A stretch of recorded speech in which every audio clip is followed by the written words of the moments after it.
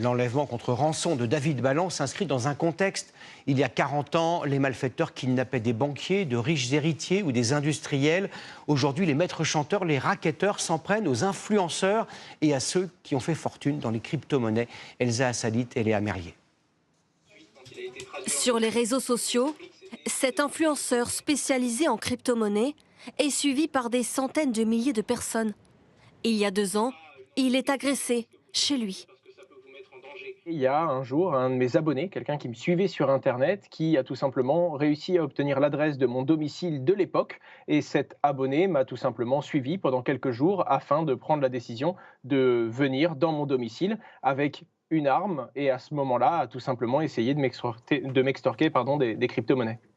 Le jeune homme réussit à repousser son agresseur, qui finira par se rendre à la police quelques jours plus tard.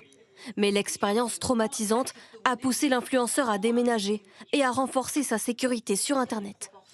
Les gens ont compris que la crypto-monnaie, c'est comme de l'argent, ça a de la valeur. Pourquoi s'en prendre physiquement à ces détenteurs de crypto-monnaies? Car pour accéder à l'argent, les agresseurs ont besoin d'un code d'accès.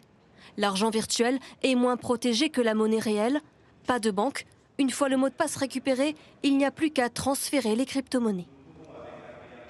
Les transactions sont beaucoup plus immédiates, on parle de l'ordre de quelques minutes, et elles sont en général irréversibles, qui ensuite vont être noyées parmi des dizaines et des dizaines et des dizaines d'autres transactions, de sorte à ce que l'adresse du ravisseur ou de l'organisation criminelle ne puisse jamais être en fait identifiée.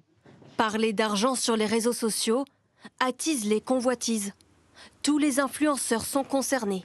Voyages, vêtements, partenariats avec des marques prestigieuses, ce sont les nouvelles cibles des braqueurs. La sensation de se faire cambrioler, que quelqu'un rentre chez toi, dans ton intimité, dans ton chez-toi, ça fait peur, quoi.